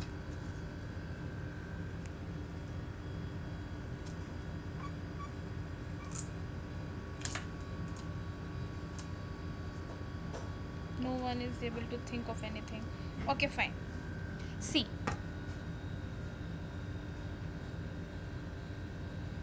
alternative mRNA processing is the conversion of pre-mRNA species into more than one type of mature mRNA. So what I am saying, that suppose what happens that after your pre-mRNA is formed, that pre-mRNA is converted into a mature mRNA. So we have a specific regions or specific introns which can be removed. Okay, so but if that splicing or processing does not happens at the specified location but happens to some other alternative location, what will happen? A different kind of mature mRNA would be produced. For example, I'll just show you. If this is your, yeah, someone wants to say anything? No? Fine. So see, if this is your pre-mRNA molecule, okay, and this is exon number 1, okay, this is exon number 2, and this is exon number 3. Someone wants to say anything? Jyoti, you want to say anything? Exons of the same gene form different combinations and results in many transcripts. Yes, exactly. So basically, what you can do is that you can splice this particular mRNA into many ways. Okay, either I can remove only this intron, so these two will join. So then it will be 1 and 2 only, or I remove this intron also, so it would be 1, 2 and 3, or I remove only this intron, then it would be 2, 3. So depending upon the intronic regions that I am removing, different types of mRNA molecules are produced from the same transcript.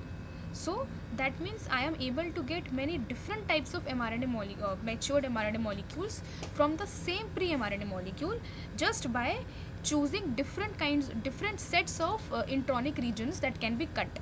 If I am removing only this intronic region, then I will join 1, 2. If I remove only this intronic region, I will join 2, 3. If I remove both the intronic region, it would be 1, 2, 3. And all three are different, and all three have different amino acid, codonic sequence, and all three will produce different kind of proteins. So that is an alternative. How different ways we can produce more than one type of mature mRNA. That is known as your alternatives processing.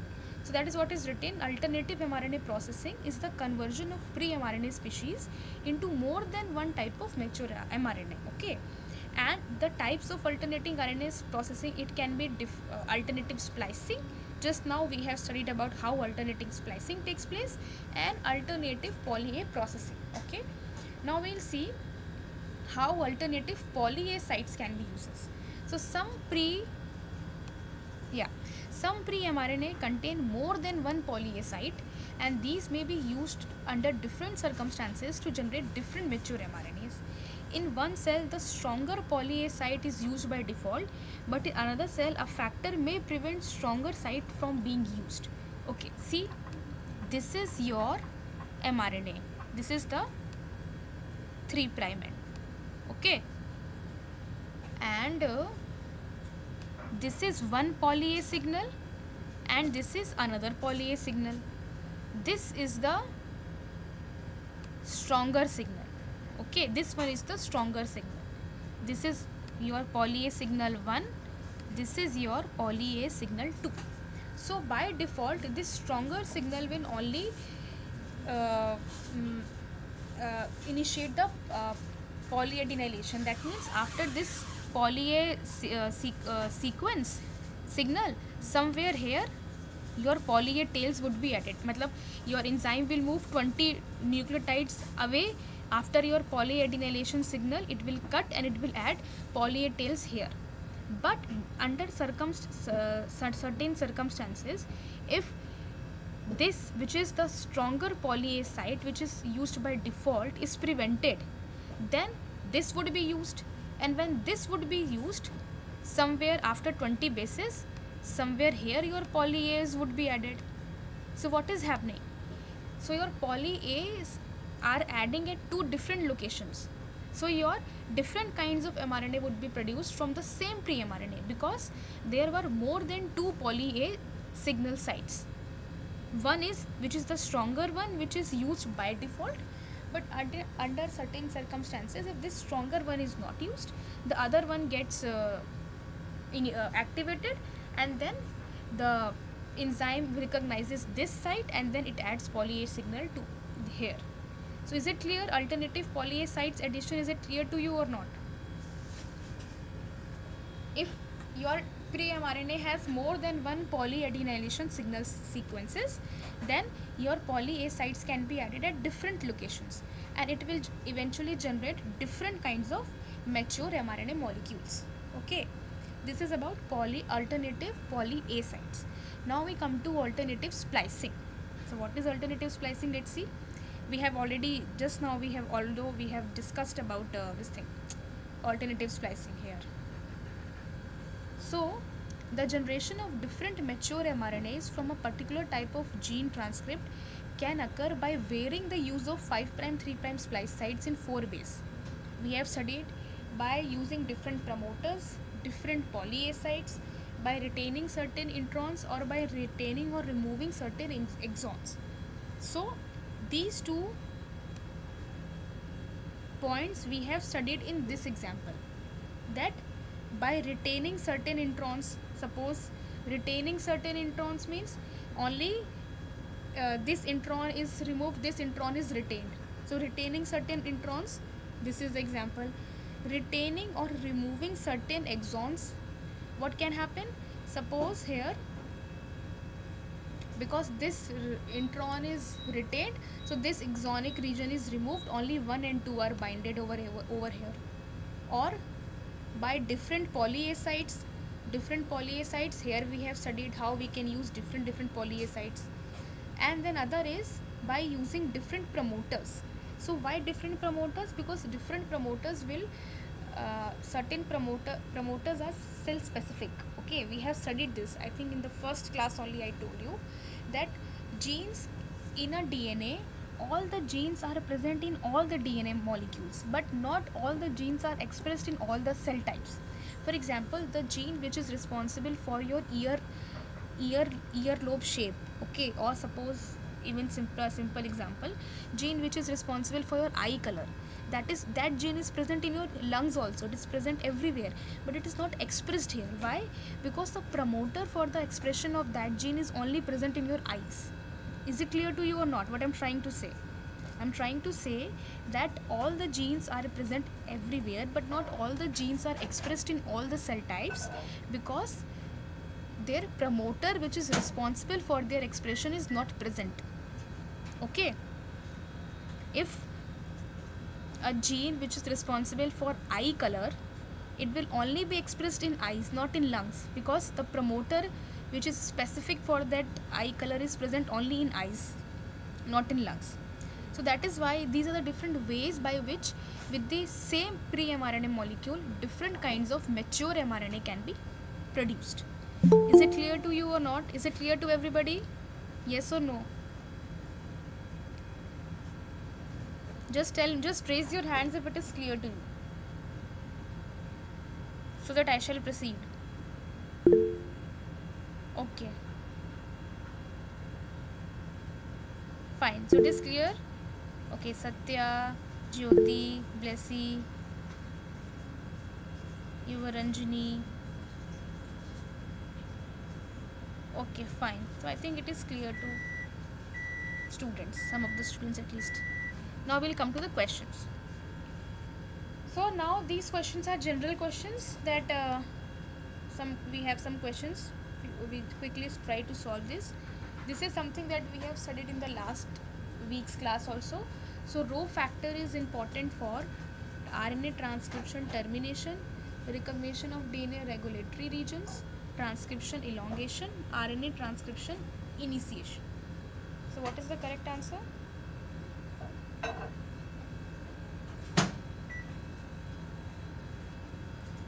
Why rho factor is needed? Transcription termination, recognition of DNA regulatory regions, transcription elongation, or RNA transcription initiation. What is the correct answer? Okay, so Jyoti has said A, Monica has also said A.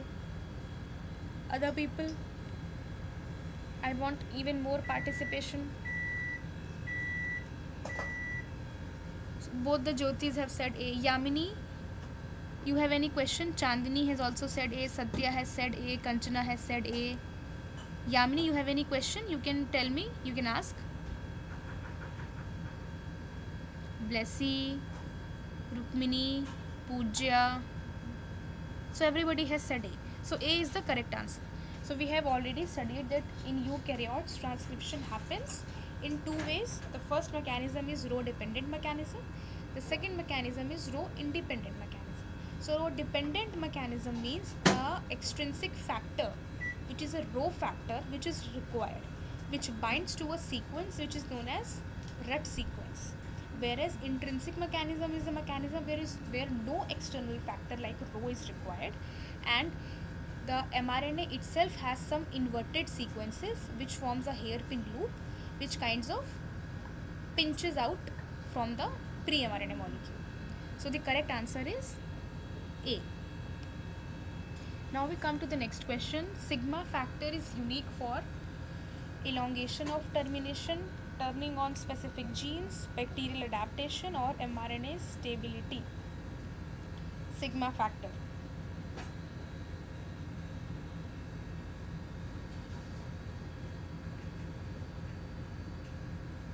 It's a tricky question because we know what is the function of sigma factor.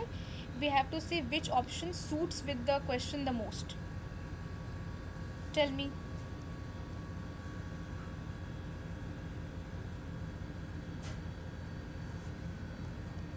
So sigma factor. Just tell me what is the function of sigma factor in general. Why where sigma factor is required? In general, what you understand? We have studied in the last class. Sigma factor is required when? Recognition of promoter sequence, ma'am. Yes. So sigma factor is required for the recognition of promoter sequence. That means it is required at which step of transcription?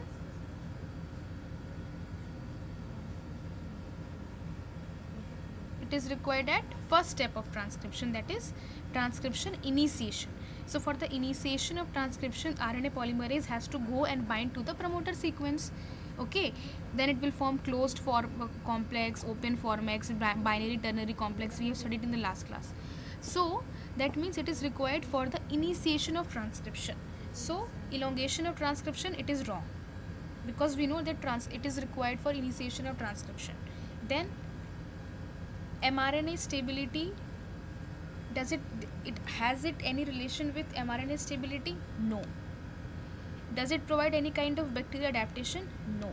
So although it is not exactly the correct answer of this question, but from the given set of options, this seems likes to be the best answer, turning on specific genes. That means when sigma factor binds to the promoter region, it kinds of turn on the event of transcription.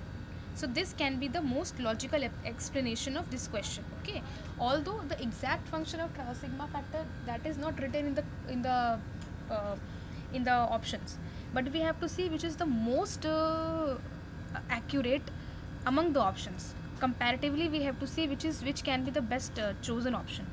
Is it clear? Sometimes these kinds of questions comes in your exams also.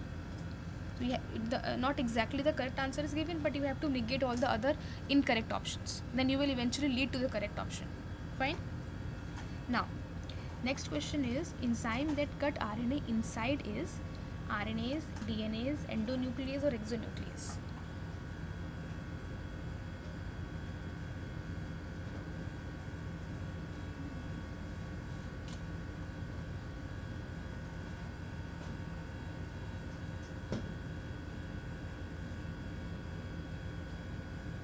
What would be the answer? Has anybody answered? Okay, so Jyoti has answered as C. Another, okay, endonuclease. Other students, more answers I want. So Renuka Devi has also answered C. Okay, and others, what do you think? Tejasri, Satyashri, Swapna, Yamini, the other two Jyotis in the class.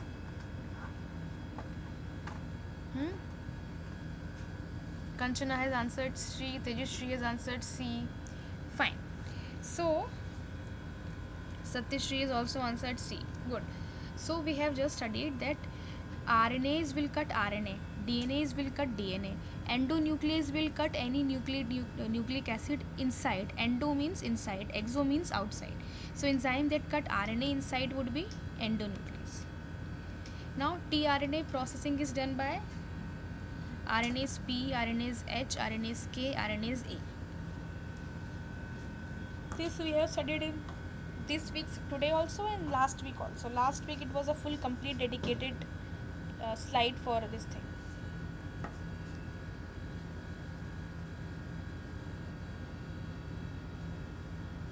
Tell me.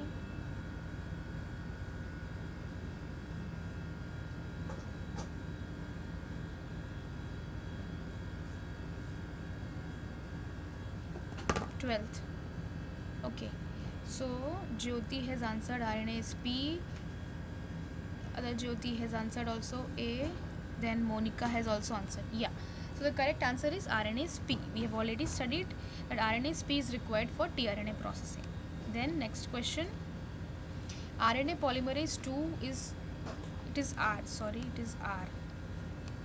More stringently regulated than RNA polymerase 1 and RNA polymerase 3. True or false?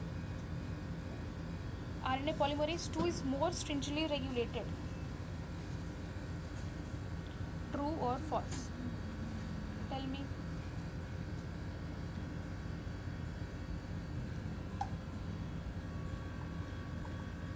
True.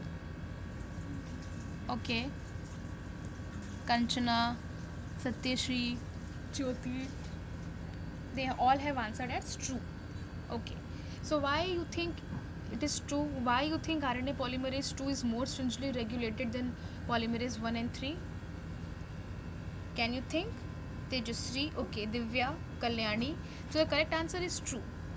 That RNA polymerase 2 is more stringently regulated. But why? Why it is more regulated?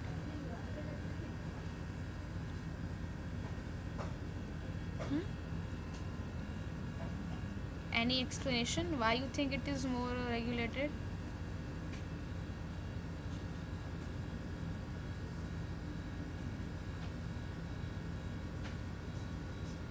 No? Because RNA2 is responsible for the formation of mRNA, mature mRNA, and mRNA ultimately will lead to protein production. That is why RNA polymerase 2 is more regulated, because eventually it will code for amino acid. The product of RNA polymerase 2 will code for amino acid, that is mRNA. That is why RNA polymerase 2 is more stringently regulated. Okay, next question is prokaryotic RNA polymerase has only one subunit. True or false? Prokaryotic RNA polymerase has only one subunit. True or false? False. Jyoti, both the Jyotis have answered false. Divya has answered false. Kalyani, Kanchana, they all have answered it correctly. False. So it is false. So how many subunits are there in RNA polymerase? Can anybody tell me? If not one, then how many? Yes.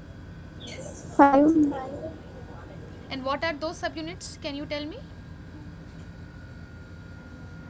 Divya, you answered correctly. ఇందాక Yeah. చూసాం కదా. Excuse me, Divya. Okay, so Jyoti, can you tell me the name of those subunits? 2 alpha subunits, 2 beta subunit, 1 omega subunit. 2 alpha subunits. Yes, and 2 beta subunits and 1 omega subunit.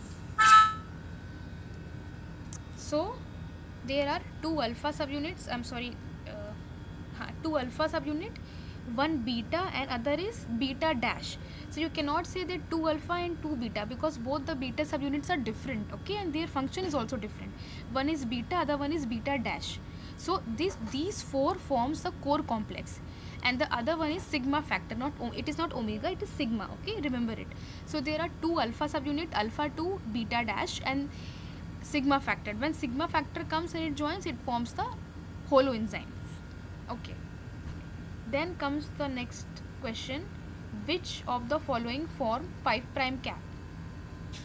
5 prime to 5 prime triphosphate linkage, 5 prime to 3 prime, 3 prime to 3 prime, or 3 prime to 5 prime?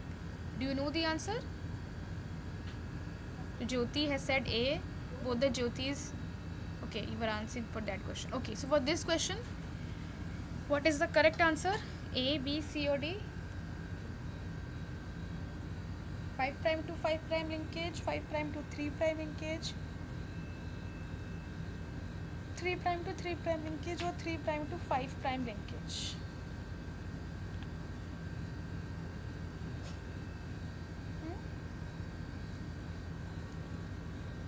Okay, so many students have answered. Monica, A, Divya, Pooja, Shri has also answered correctly.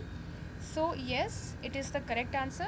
So when we talk about the 5 prime cap, it is 5 prime to 5 prime linkage is there. Always remember, the linkage is always 5 prime to 5 prime. 7 methyl guanosine, it is added in a 5 prime to 5 prime fashion. Okay. Kavita, Blessy, Kinnera, so both have answered correctly. The answer is 5 prime to 5 prime. Fine. Now next question is, choose the incorrect statement about 5 prime cap. We have to choose the incorrect statement. Okay. So 5 prime cap is recognized by the transport protein, provide stability to the RNA, participate in translation initiation, increase the lifespan of RNA. So what is the correct answer? A, B, C, D.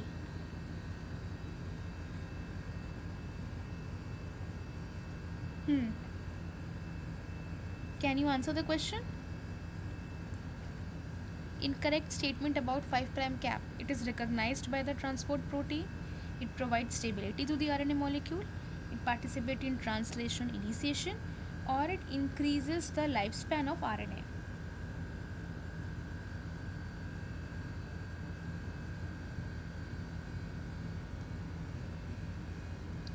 So Kavita has answered C. Participate in translation initiation. Okay. Others? Last question. Come on. I want at least 70-80% participation. Anything what you can think of, anything, but just answer. Last question for the week.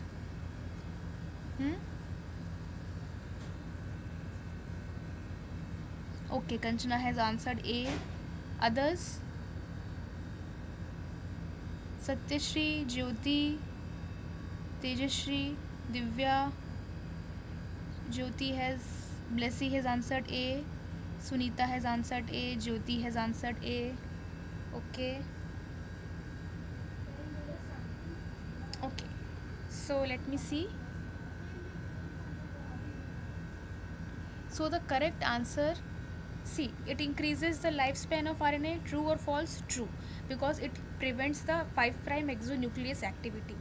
It provides stability to the RNA, of course, because if it is increasing the lifespan, then it is providing stability to the RNA molecule.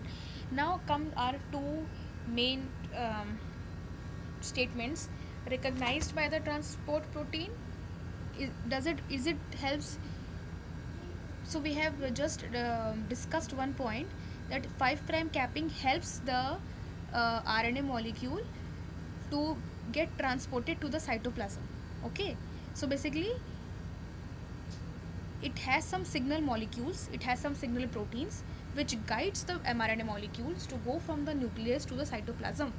That means 5 prime cap is recognized by the transport protein, because transport proteins are the proteins which are actually involved or responsible for the translation or transportation of the RNA molecule from the nucleus to the cytoplasm. So that means 5 prime cap, it recognizes the transport proteins, and that is why they are responsible for the correct transportation of the RNA to the cytoplasm. But it does not participate in initiation process. Okay, translation initiation does not participate.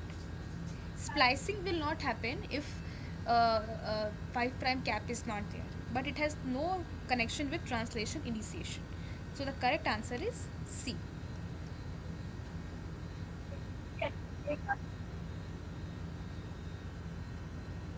Is it clear to everybody? Yes, ma'am. Okay. Okay, so with this we, so Kinera, you have to say something. Okay, so uh, Yuvaranjini, you have raised your hands, you want to ask something?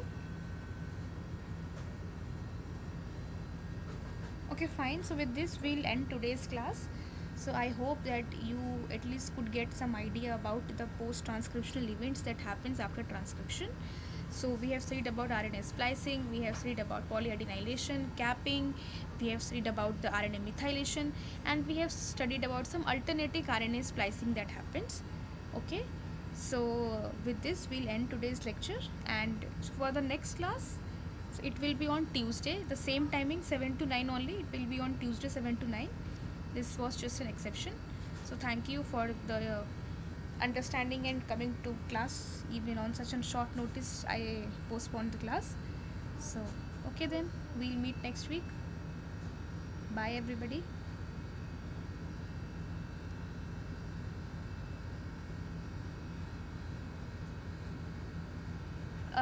Okay, so Sunita, you had some question? Sunita, you have some question? Okay, fine, then we'll okay, fine, then we'll end the class. Bye bye.